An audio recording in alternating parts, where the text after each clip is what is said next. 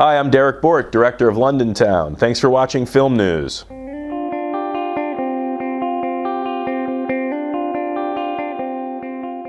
Derrick Borte, it's great to see you. How are you doing today? Wonderful. Thanks for having me. I appreciate it. No, the pleasure's all ours. Congratulations on London Town, a wonderful film. Saw it last night. Were you sold on the script as soon as you read it? I was sold on the script the moment I heard that it even existed. I was talking to my agent one day and he said, "What's your dream project?" And I said, "I want to find a project about a kid discovering the Clash." He said, "You're not going to believe this, but I'm going to shoot you over a script right now." I read it immediately, called him back, and I got a meeting with the producers, and they liked my take on it, and we were working together all of a sudden. Yeah, fantastic. I mean, why was the film made now, do you think? And what is it, do you think, that resonates with contemporary England?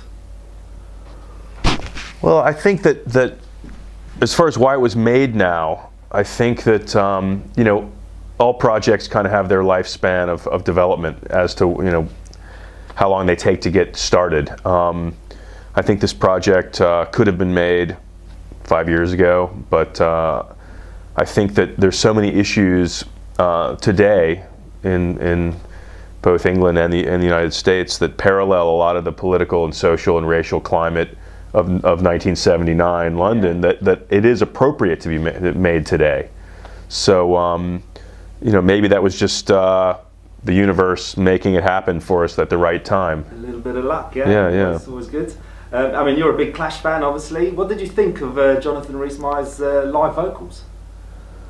Well, we came to this conclusion together that he would do that. Originally we made a deal to get the studio tracks, the album tracks, and we didn't want to lip sync. It didn't feel right to him, didn't feel right to me. So then we listened to the live tracks, and then it just, once again, didn't feel right. So we had this idea, let's put a band together and let's really re-record this music. We got Steve McLaughlin, a very well-known producer, who brought them into the studio. We rehearsed, and we recorded all these tracks live. And I mean, he came out of the studio, Steve did, and just said we nailed it. And that it really did sound like a Clash live track. And I think it's spectacular. I mean, I think it's really the best way to go. It definitely worked, yeah, there's no doubt. I think lip syncing would have been a mistake. It would have been very bad, yeah. But what was your advice on taking on the role of Joe Strummer? Well, I think that Johnny brings so much to the table as it is, just as an actor, and he was a huge Clash fan as well. So we talked a lot about what getting it right meant, and this is a guy who's played Elvis and Henry VIII, and he's used to playing very iconic characters, and yet I think that the pressure of playing Joe Strummer was up there, that's for sure, for both of us, because you as a Clash fan, you want to get it right. You want to get it right for yourself as well as other Clash fans, because they're very passionate about the band. Absolutely, and it's quite an ambitious project, really. 24 days, shot in 24 days on location in East London. Yeah. What were the biggest challenges apart from the time frame? Well, the biggest challenge, I would say, apart from just getting the period right, which East London, Hackney area, in some ways can still play for late 70s London. We had to add a lot of garbage and corrugated metal and things like that, but I think one of the biggest challenges beyond getting the music right was working with the kids' hours, because we have really 3 big roles with kids in them, and the child labor laws are very specific and very strict, and we were working the longest days of the year where it would get dark at, 8:30, 8:45 at night, and the kids have to be offset by 10 or 10:30, depending on if we get a waiver or not. And so we really had a limited amount of time to shoot any of the night sequences. So that was absolutely the trickiest thing to do. We would sometimes rehearse everything while it was still light out, and really try to make it so that as soon as it got dark, we could be rolling. And then inevitably, there's always the child labor official there looking at the watch, and that was very challenging. Yeah, I was going to ask, what was it like working with a young cast like that anyway?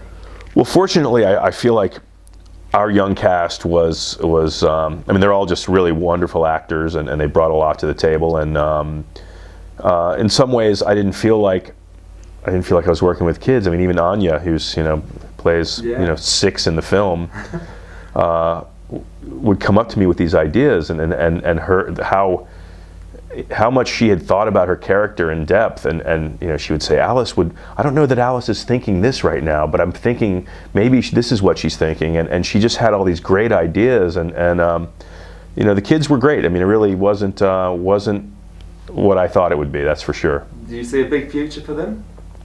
Oh, for all of them, absolutely, yeah. I mean, Daniel is a true pro and has done some big work already, and this is really his film. I mean, he's in every single scene of the film. Which was the one thing he hadn't done before, was deal with the day-to-day, literally every single day. He had these crazy long days, and so the trick with him was just trying to keep him as fresh as possible, because he really did carry so much of it. But I think all of them have huge futures ahead of them. Excellent. I know you're a keen surfer. Are there any plans in the future sort of to combine the directing and surfing in some sort of project? I mean, I would always love to find a great project that has some sort of surfing element to it. It's tricky, because most films that have surfing in them, they tend to address it in a way that a real surfer looks at and says, it's not real. It doesn't feel right. So I'd love to find the right project. Absolutely. I mean, you're best known for the dark comedy The Joneses. How's the television series coming along? I hope to see something soon. I mean, I think that it's had multiple lives in terms of development for television, and it still has a great audience that it found via Netflix, and still has new people seeing it even this many this 7 or 8 years after it came out. So I think there's an audience for it on TV, and we'll just keep pushing forward and hopefully find the right fit for it. Excellent. And any other projects that you'd like to tell us about in the future? I mean, I've got a few things in the works, and until they're greenlit, it's hard to know which one's really going to happen first, really. But I've been writing a lot, and I've got a few things I'm really happy about, really excited about, but none that are in prep yet. Yes. Hopefully soon I'll have something to tell you about. Would you like then something that you've back to your own work, as it were? I mean, I think that as long as the script is something I would consider a great script, it doesn't have to be my own. I mean, I self-generate because it's just something I feel like I need to do. But at the same time, I'm always reading scripts by other people, and there's great scripts out there. So it's really not. I don't really tend to have a feeling one way or the other whether it's something I write or not. Well, thanks a lot for your time. It's been an absolute pleasure. Hope you enjoyed the premiere tonight. And anything else you'd like to say to Film News watchers? Go out and see London Town. Fantastic. Thanks a lot for your time. Thank you very much. I appreciate it.